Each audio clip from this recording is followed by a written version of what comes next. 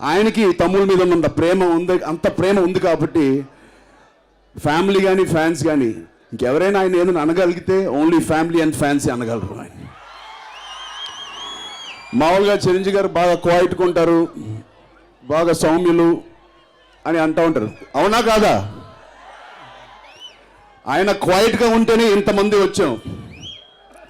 ఆయన క్వైట్గా ఉంటేనే ఇంత వేల మంది వచ్చారంటే ఆయన కొంచెం బిగించి గట్టిగా మారితే ఏమవుద్దో ఎవరికి తెలియదు.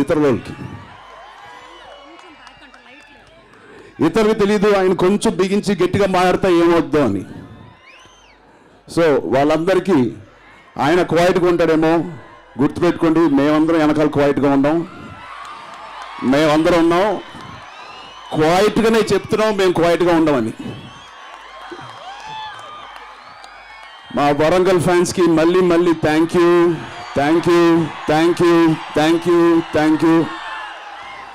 ఇక్కడికి వచ్చిన పోలీస్ శాఖ వాళ్ళందరికీ ఇంత బాగా ఫంక్షన్ జరిపినందుకు దయాకర్ గారు మళ్ళీ మళ్ళీ మేము ఇక్కడ రావాలని మాకు కోరిక ఉంది. మీ కోరిక మేము నాన్నగారి ద్వారా ఎలాగెలా నిజం చేస్తామని అనుకుంటున్నాను. థ్యాంక్ యూ వరంగల్, ఇంత మెమరబుల్ ఈవినింగ్ వాల్టర్ వీరయ్య గారికి ఇచ్చినందుకు థ్యాంక్ యూ.